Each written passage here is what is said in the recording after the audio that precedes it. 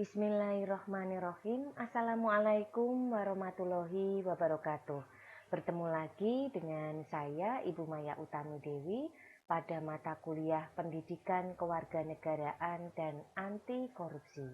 Pada kesempatan kali ini saya akan menyampaikan tema tentang peran mahasiswa dalam pencegahan korupsi di lingkungan kampus. Baiklah, langsung saja kita masuk pada inti materi dari pertemuan kali ini. Gerakan anti korupsi untuk budaya ataupun semangat ataupun perjuangan gerakan anti korupsi ini, kalau kita lihat dari histori ataupun sejarah, tentunya para mahasiswa semua sudah memiliki cukup gambaran, sudah memiliki cukup wawasan tentang apa yang terjadi dari korupsi tersebut sampai akhirnya menjadi gerakan anti korupsi ini. Berdasarkan Undang-Undang Nomor 30 Tahun 2002, pemberantasan tindak pidana korupsi dirumuskan sebagai tindakan untuk mencegah dan memberantas tindak pidana korupsi melalui upaya koordinasi, supervisi, monitor penyelidikan, penyidikan, penuntutan, dan pemeriksaan di sidang pengadilan dengan peran serta masyarakat berdasarkan peraturan perundang-undangan yang berlaku. Sehingga bisa kita simpulkan dari Undang-Undang Nomor 30 Tahun 2002 ini, seluruh kegiatan pemberantasan tindak pidana korupsi itu terdiri dari mencegah, memberantas, ya, untuk pemberantasan sendiri melalui upaya koordinasi, supervisi, monitor, penyelidikan, penuntutan, pemeriksaan di sidang pengadilan, dan semuanya memerlukan peran serta masyarakat yang didasarkan pada peraturan perundang-undangan yang berlaku. Berdasarkan Undang-Undang Nomor 30 Tahun 2002 menyeratkan bahwa upaya pemberantasan korupsi itu tidak akan pernah berhasil tanpa melibatkan 3 unsur utama. 3 unsur utama itu meliputi 1, pencegahan, yang kedua penindakan, yang ketiga peran serta masyarakat. Nah, untuk unsur yang pertama yaitu pencegahan, di sini diharapkan dari tindakan pencegahan yang dilakukan oleh berbagai pihak, budaya korupsi ini bisa dihapus. Budaya korupsi ini bisa dihilangkan dari keberadaannya di negara kita. Meskipun memang tidak gampang, mengingat kasus korupsi sudah sangat tinggi di negara kita, bahkan sampai ke tingkat internasional. Jadi negara-negara luar itu sudah melihat bahwa di negara Indonesia ini merupakan salah satu negara terkorup di dunia seperti itu. Oleh karena itu kita menjadi harus waspada dan peduli dengan keadaan ini, yaitu dengan melakukan tindakan pencegahan. Beberapa contoh tindakan pencegahan memasukkan pendidikan anti korupsi ini dalam kurikulum pendidikan baik di sekolah tingkat dasar, menengah sampai dengan perguruan tinggi.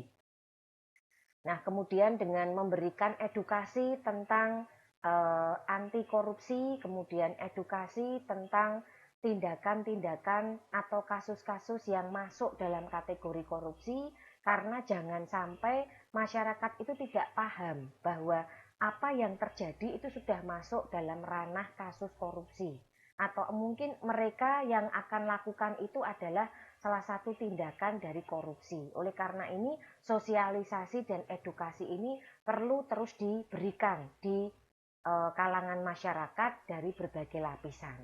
Nah, kemudian dibuatlah satu bentuk undang-undang, peraturan-peraturan yang terkait dengan bagaimana mengatasi atau upaya dan strategi pemberantasan kasus korupsi ini, sehingga dengan adanya berbagai katakanlah aturan, berbagai undang-undang tersebut, ini diharapkan masyarakat semua dan pihak pemerintah pun sebagai pihak penyelenggara negara di sini eh, memiliki wawasan dan gambaran supaya apa yang dilakukan itu harus tetap bercermin, harus tetap didasarkan pada peraturan yang ada maupun undang-undang yang sudah ditetapkan. Nah, kemudian yang kedua penindakan. Penindakan ini lebih ke arah supaya orang-orang atau oknum yang melakukan tindak pidana korupsi tersebut memiliki faktor jera atau nilai jera ya. Jadi mereka nanti tidak akan mengulangi lagi perbuatannya yang sangat merugikan banyak pihak. Nah, dengan penindakan memberikan sanksi berupa sanksi pidana penjara ataupun sanksi denda, bahkan mungkin hukuman secara moral dari masyarakat sekeliling dengan katakanlah mengasingkan keluarga yang melakukan korupsi dan lain sebagainya. Nah, ini saya kira sudah merupakan satu bentuk penindakan yang membuat jera bagi para oknum yang melakukan tindak korupsi tersebut. Selain itu, penindakan dengan hukuman yang seberat-beratnya ini juga harus dilakukan dengan tegas. Karena apa? Jika kita masih menggunakan hukum peradilan itu setengah-setengah, kemudian tidak sungguh-sungguh, maka kegiatan korupsi ini tidak akan pernah mati. Ya, karena mereka melihat bahwa keseriusan dari pihak penegak hukum ataupun penyelenggara negara yang membuat undang-undang ataupun yang menetapkan aturan ini tidak begitu memperhatikan apa yang sudah ditetapkan. Dan mereka memandang hukumannya pun juga tidak berat. Oleh karena itu menjadi peluang bagi orang-orang lain untuk mencoba. Nah, sebelum mereka punya pikiran untuk, oh ada peluang, oh saya akan mencoba. Nah, ini harus kita tindak dengan tegas. Nah, kemudian yang berikutnya peran serta masyarakat. Diharapkan seluruh masyarakat ini memiliki keaktifan yang sama dari berbagai lini ya, dari tingkat masyarakat di desa, masyarakat di kota, kemudian dari provinsi yang satu ke provinsi yang lain, dan ini memiliki wawasan dan cara pandang yang sama tentang gerakan anti korupsi. Nah, jika peran serta masyarakat dari berbagai lini ini bisa kita dapatkan, mungkin dari tingkat anak-anak atau usia dini, anak-anak yang masih sekolah itu kita bisa masukkan dari kurikulum pendidikannya. Nah, kemudian untuk yang katakanlah dari masyarakat sendiri, mungkin dari ibu-ibu bisa kita masukkan dari kegiatan kemasyarakatan seperti kegiatan dawis, PKK, dan lain sebagainya, atau mungkin pengajian ya. Nah, kemudian dari lingkup Bapak sendiri mungkin juga bisa diberikan sosialisasi pada pertemuan-pertemuan yang biasanya mereka lakukan. Nah, ini menunjukkan peran serta masyarakat untuk ikut berpartisipasi dalam gerakan anti korupsi.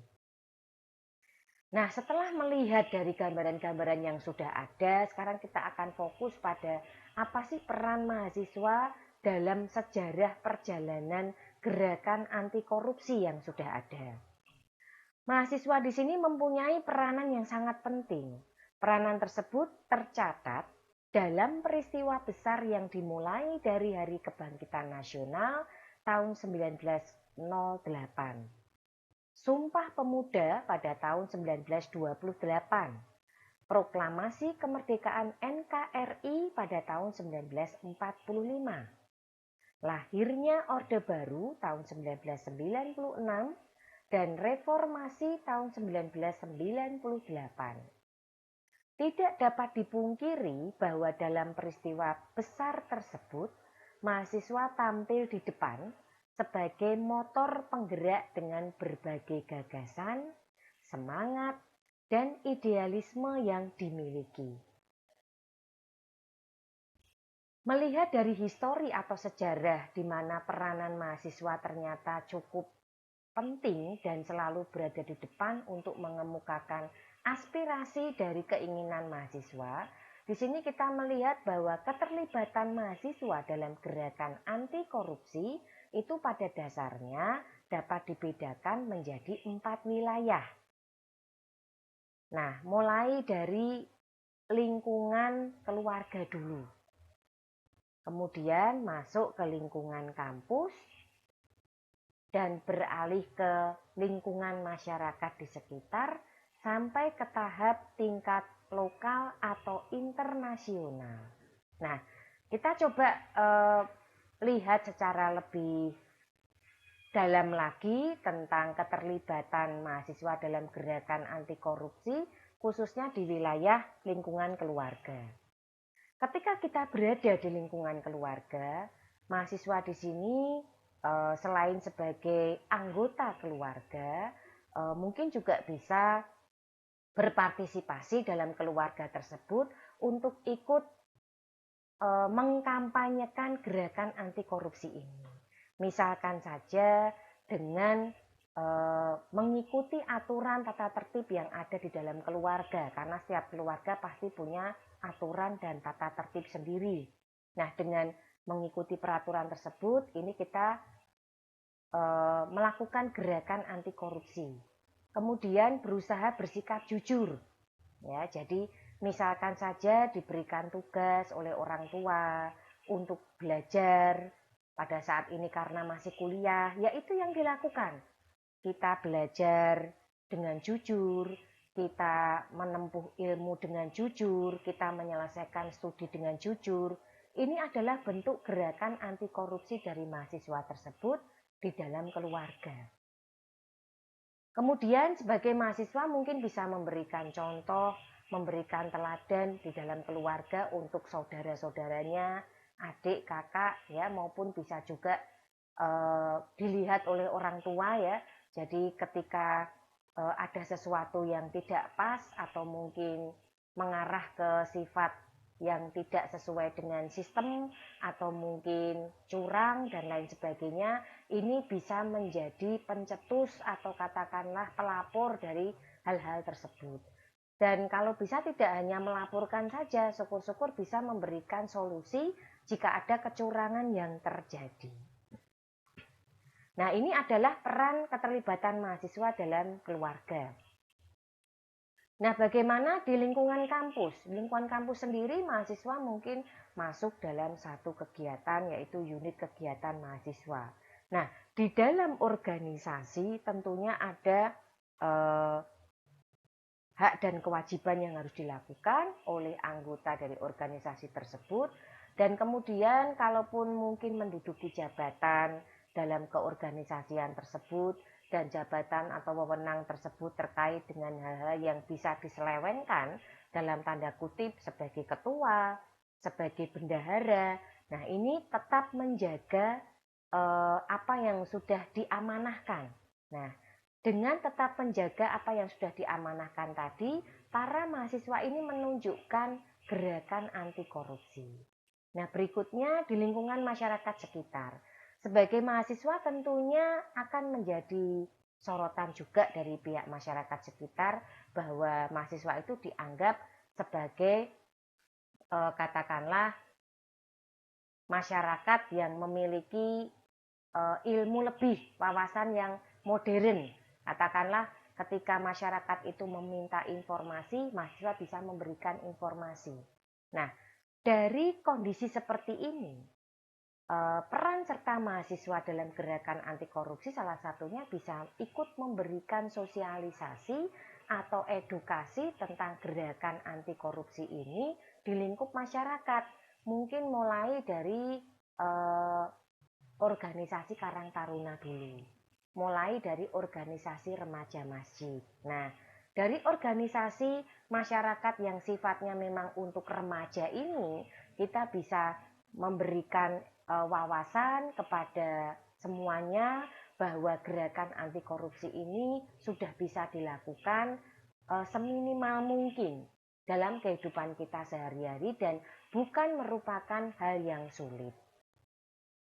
Nah, berikutnya untuk tingkat lokal atau internasional. Jadi, peran serta mahasiswa di sini dalam seminar-seminar nasional ataupun internasional yang terkait dengan gerakan anti korupsi juga sudah mulai diperhitungkan. Banyak mahasiswa-mahasiswa kita yang mencoba mengeluarkan aspirasi, mencoba untuk mengemukakan gagasan, ide, cara pandangnya tentang gerakan anti korupsi ini di lingkup internasional.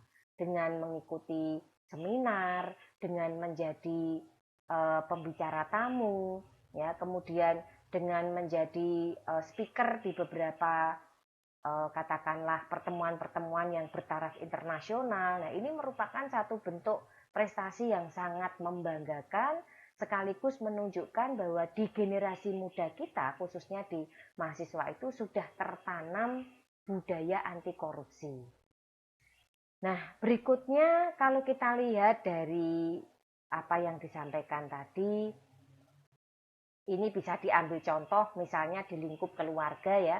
Apa sih yang bisa dilakukan mahasiswa untuk menunjukkan gerakan anti korupsi ini? Nah, salah satunya dengan melakukan pengamatan terhadap perilaku keseharian anggota keluarga yang lain. Apakah dari orang tua, dari saudara, dan lain sebagainya. Nah, di sini yang bisa dilihat apakah penghasilan orang tua tidak berasal dari tindak korupsi. Nah, ini kita perlu peduli ya. Selama ini jangan hanya, oh karena saya masih anak, saya masih anggota keluarga, ikut sajalah. Misal saya tahu bahwa penghasilan orang tua saya dari hal yang kaitannya dengan korupsi, dan itu Anda merasa katakanlah itu adalah hal yang salah, ya itu harus disampaikan begitu. Nah, kemudian apakah orang tua tidak menyalahgunakan fasilitas kantor yang menjadi haknya? Nah, ini terkadang menjadi contoh.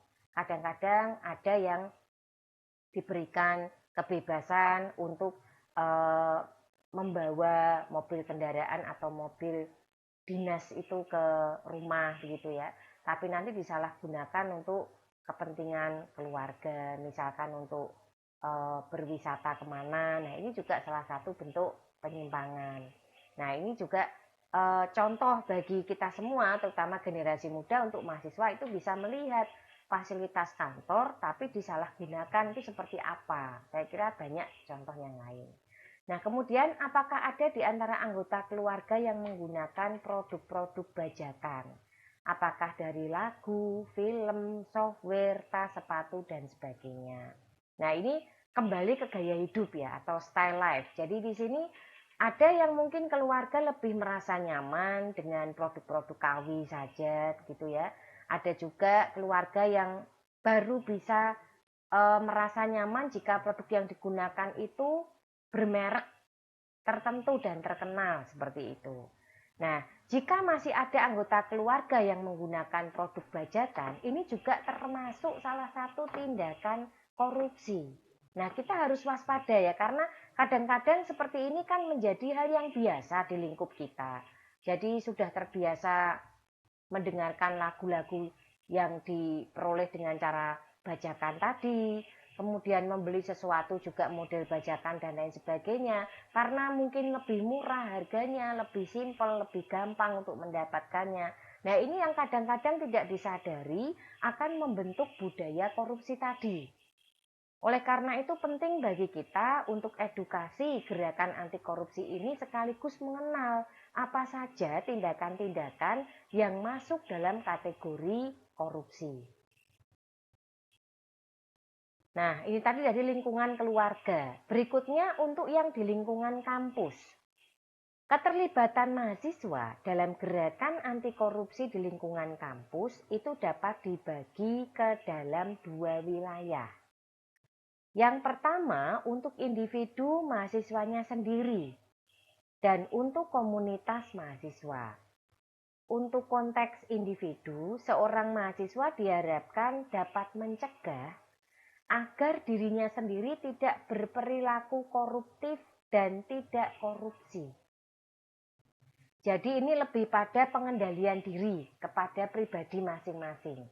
Bagaimana menjaga, mencegah agar tidak berperilaku koruptif dan tidak korupsi. Sedangkan untuk konteks komunitas, seorang mahasiswa diharapkan dapat mencegah agar rekan-rekannya sesama mahasiswa dan organisasi kemahasiswaan di kampus tidak berperilaku koruptif dan tidak korupsi. Nah, sedangkan untuk konteks yang komunitas ketika mahasiswa itu sudah bergabung dalam organisasi mahasiswa seperti unit kegiatan mahasiswa, seperti di bidang olahraga, keagamaan, ya, kemudian sesuai dengan hobi dan lain sebagainya. Nah, ini diharapkan dalam konteks komunitas itu bisa membentuk pribadi mahasiswa yang bisa mengajak teman-temannya untuk berubah dan mengajak teman-temannya serta mencegah agar organisasi kemahasiswaan di kampus itu tidak memiliki sikap koruptif dan korupsi. Peran penting mahasiswa tersebut tidak dapat dilepaskan dari karakteristik yang dimiliki. Apa saja karakteristik yang dimiliki oleh para mahasiswa? Yang pertama yaitu intelektual. Dengan kemampuan intelektual yang tinggi, jiwa muda yang penuh dengan semangat, dan idealisme yang murni telah terbukti bahwa mahasiswa selalu mengambil peran penting dalam sejarah perjalanan bangsa ini. Jadi dengan kemampuan intelektual yang tinggi tadi, sudah tidak diragukan lagi bahwa mahasiswa itu selalu punya semangat, selalu punya idealisme untuk selalu berada pada posisi penting, bahkan dalam sejarah perjalanan bangsa ini dari sebelum merdeka sampai setelah kemerdekaan. Yang kedua, jiwa muda. Dalam beberapa peristiwa besar perjalanan bangsa ini telah terbukti bahwa mahasiswa itu berperan sangat penting sebagai agen perubahan, agent of change. Dalam konteks gerakan anti korupsi, mahasiswa juga diharapkan dapat tampil di depan menjadi motor penggerak. Jadi dengan jiwa muda yang dimiliki tentunya masih punya semangat, masih punya kekuatan, masih punya harapan yang banyak ya, karena masih muda, jiwa muda. Sehingga tidak heran jika apa yang diinginkan, apa yang menjadi cara pandang dan wawasan itu juga harusnya hal yang bersifat positif dan tetap memikirkan untuk jangka panjang. Kemudian yang berikutnya idealisme. Mahasiswa itu didukung oleh kompetensi dasar yang dimiliki, yaitu intelijensia, kemampuan berpikir kritis, dan keberanian untuk menyatakan kebenaran. Oleh karena itu, dengan idealisme yang dimiliki ini selalu membawa para mahasiswa itu berada pada posisi yang sangat penting di setiap sejarah perjalanan bangsa ini. Karena mereka punya kemauan untuk berpikir kritis, punya kemampuan intelektual yang cukup tinggi, dan berani untuk menyatakan kebenaran. Ya, kalau kita untuk menyatakan kebenaran saja sudah tidak berani, lah bagaimana nanti kalau kita dianggap keliru atau salah. Jadi kita harus bisa katakanlah berani mempertanggungjawabkan apa yang sudah dipilih, apa yang sudah dilakukan. Seperti itu. Nah, keterlibatan mahasiswa dalam gerakan anti korupsi di lingkungan kampus itu dapat dibagi ke dalam dua wilayah. Yang pertama untuk individu mahasiswanya sendiri. Jadi di sini di lingkup kampus itu dari pribadi masing-masing mahasiswa harus punya pemahaman, harus punya cara pandang, harus punya wawasan agar dirinya itu terhindar dari perilaku koruptif dan tindak korupsi. Ya. Nah, jadi di sini diharapkan itu semua bisa dicegah sedini mungkin secara pribadi. Bahkan kalau mungkin melihat sekelilingnya ada yang tidak pas yang terkait dengan kasus korupsi, tidak takut untuk ikut menasehati, ya. Nah, kemudian yang berikutnya untuk komunitas. Seorang mahasiswa diharapkan dapat mencegah rekan-rekan sama mahasiswa dan organisasi kemahasiswaan di kampus itu untuk tidak berperilaku koruptif dan tidak korupsi. Nah, ini harapannya ya, dari komunitas itu kan banyak orang, banyak anggota. Nah, harapannya dengan mengajak mereka bergabung, karena untuk bergabung membentuk komunitas ini kan biasanya punya satu tujuan yang sama. Setelah visi misi disamakan semua termasuk tujuannya, nah di sini harapannya juga salah satunya bisa ikut mensukseskan gerakan anti korupsi khususnya di internal kampus.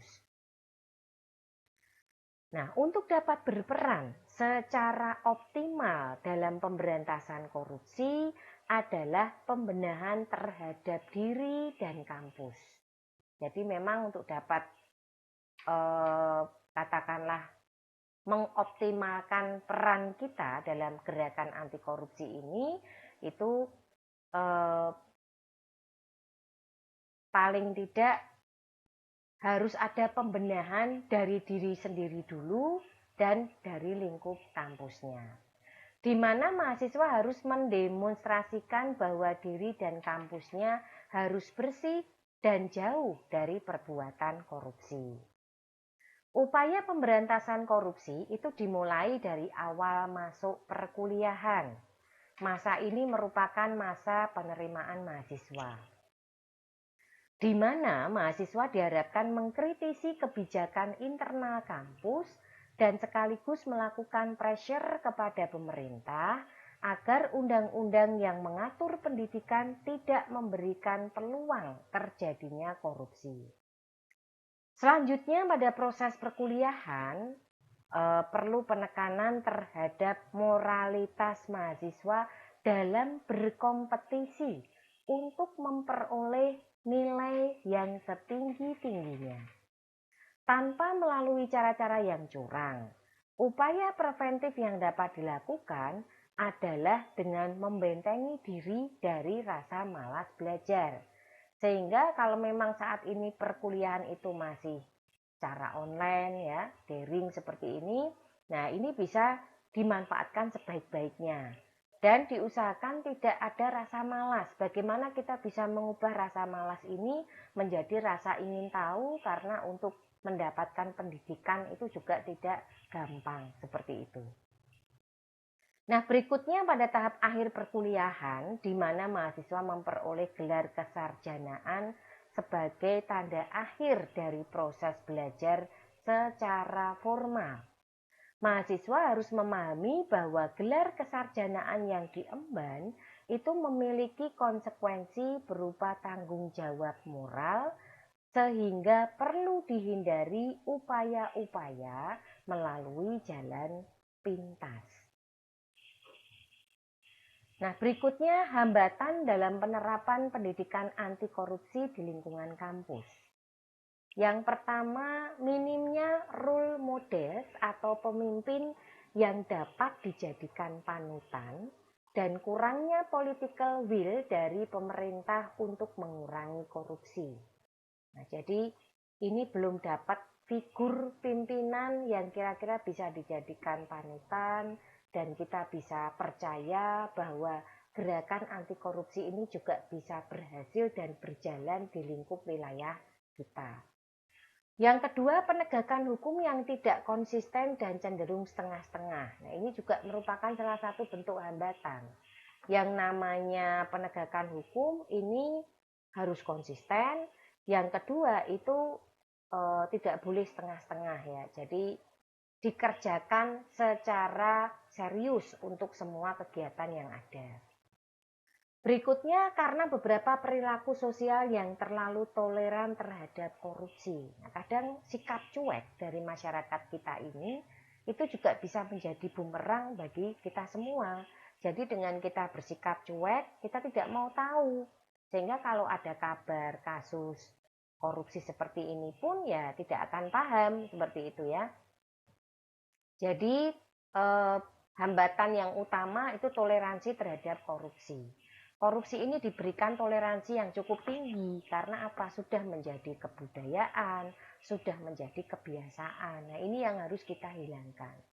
Nah, kemudian yang keempat, struktur birokrasi yang berorientasi ke atas, termasuk perbaikan birokrasi yang cenderung terjebak perbaikan renumerasi tanpa membenahi struktur dan kultur. Kalau kita bicara birokrasi berarti terkait dengan layanan masyarakat. Nah, di sini harapannya dari struktur birokrasi yang berorientasi ke atas, perbaikan ini tidak hanya dari sisi kepemimpinan saja, tapi sampai ke tingkat manajerialnya. Dan diusahakan semuanya itu bisa menunjukkan hasil kerja yang baik, seperti itu, dari struktur birokrasi yang sudah ada. Berikutnya, peraturan perundang-undangan hanya sekedar menjadi huruf mati yang tidak pernah memiliki roh sama sekali. Nah, ini jangan dibuat seperti ini ya, dibuatnya suatu peraturan perundang-undangan itu ya untuk kita ikuti, untuk kita taati ya. Kemudian kurang optimalnya fungsi komponen pengawas atau pengontrol, sehingga tidak ada check and balance. Nah, kalau seperti ini masuknya ke human error ya. Nah, kemudian yang berikutnya banyaknya celah atau lubang yang dapat dimasuki tindakan korupsi pada sistem politik dan sistem administrasi Indonesia. Nah, memang katakanlah yang mudah untuk melakukan tindak pidana korupsi itu terletak pada bidang politik dan sistem administrasi Indonesia. Kemudian kesulitan dalam menempatkan atau merumuskan perkara, sehingga dari contoh kasus yang terjadi pada beberapa pelaku korupsi, itu begitu gampang mengelak dari tuduhan yang diajukan oleh jaksa. Dampaknya ke sini ya, karena kesulitan untuk merumuskan perkara. Berikutnya, taktik koruptor untuk mengelabui apakah pemeriksa dan masyarakat yang semakin canggih. Jadi ketika sudah diterapkan sistem itu belum tentu sistem itu berjalan dengan baik. Kita mungkin bisa mengamati terlebih dahulu apakah ada kekurangan ya, dan nanti baru bisa masuk seperti itu. Kemudian kurang kokohnya landasan moral untuk mengendalikan diri dalam menjalankan amanah yang diemban. Nah, intinya semua itu dari gerakan anti korupsi ini kita kembali ke bagaimana kuatnya landasan moral yang dimiliki untuk mengendalikan diri kita sendiri dan menjalankan amanah yang diterima. Pendidikan anti korupsi seharusnya diterapkan di bangku perguruan tinggi sebagai mata kuliah wajib maupun pilihan. Karena mahasiswa sebagai salah satu bagian dari generasi penerus bangsa itu memiliki kompetensi intelektual, ide inovatif, kebijakan, dan pola pikir yang lebih diplomatis, di mana akan menjadikan mereka itu agen perubahan pembelajaran kehidupan kebangsaan. Untuk pendidikan anti korupsi di tingkat perguruan tinggi, ini memberikan pembelajaran lebih efektif dan pengalaman aktif bagi mahasiswa tentang realitas sosial, masalah-masalah yang berkaitan dengan profesi, pelayanan umum, dan lain sebagainya. Sehingga termotivasi untuk kreatif dan mandiri, mengajak dirinya sendiri, keluarga, dan lingkungannya untuk proaktif memberantas korupsi. Nah, kemudian bagaimana menciptakan lingkungan kampus yang bebas dari korupsi? Tentunya hal ini dimulai dari kesadaran masing-masing mahasiswa. Yang pertama, menanamkan kepada diri sendiri bahwa mereka tidak boleh melakukan tindakan korupsi. Walaupun itu hanya tindakan sederhana, misalnya terlambat datang ke kampus, menitipkan absen kepada teman jika tidak masuk, atau memberikan uang suap kepada para pihak pengurus beasiswa, dan macam-macam tindakan lainnya. Nah, ini contohnya ya, dari lingkungan kampus yang bebas dari korupsi. Kemudian, upaya yang lain untuk menciptakan lingkungan bebas dari korupsi di lingkungan kampus adalah mahasiswa dapat membuat koperasi atau kantin jujur, membentuk organisasi atau komunitas intra kampus yang berprinsip pada upaya memberantas tindakan korupsi. Jadi di sini kita lihat bahwa upaya untuk menciptakan lingkungan yang bebas dari korupsi ini, khususnya untuk lingkungan kampus, itu diharapkan mahasiswa nanti bisa membuat semacam koperasi atau kantin jujur. Kantin jujur itu nanti kita sediakan seperti kaleng tempat uangnya, silakan ngambil, uangnya dimasukkan di kaleng tersebut. Nah, ini salah satu bentuk gerakan anti korupsi.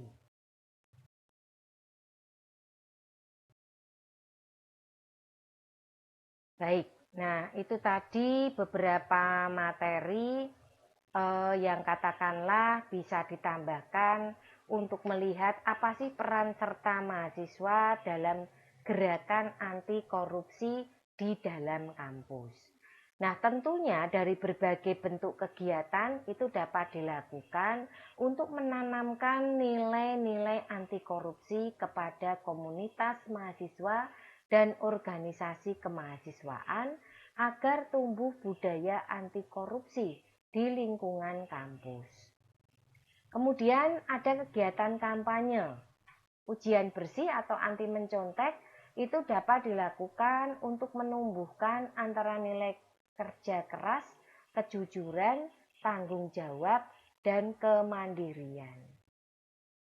Jadi di sini kalau kita simpulkan bahwa untuk bagaimana peran serta mahasiswa di dalam kampus ya, ini banyak sekali yang bisa dilakukan, mulai dari menanamkan kepada diri sendiri bagaimana sikap dan budaya anti korupsi, kemudian kalau masuk ke organisasi dan kebetulan menduduki jabatan tertentu, itu bisa untuk memberikan teladan ya, bagaimana gerakan anti korupsi yang benar.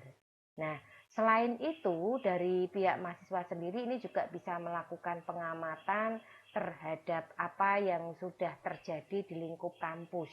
Jika ada yang tidak pas atau sesuai, mungkin nanti bisa melakukan kontak dengan pihak aparat seperti itu. Baiklah, itu tadi yang bisa Bu Maya sampaikan pada kesempatan pertemuan kali ini. Semoga apa yang saya sampaikan tadi bermanfaat dan bisa menambah wawasan kita semua, khususnya mahasiswa, dalam peran sertanya melakukan gerakan anti korupsi dari dalam kampus. Terima kasih. Mohon maaf jika dalam penyampaian ada hal yang kurang berkenan. Akhir kata saya undur diri dulu. Wassalamualaikum warahmatullahi wabarakatuh.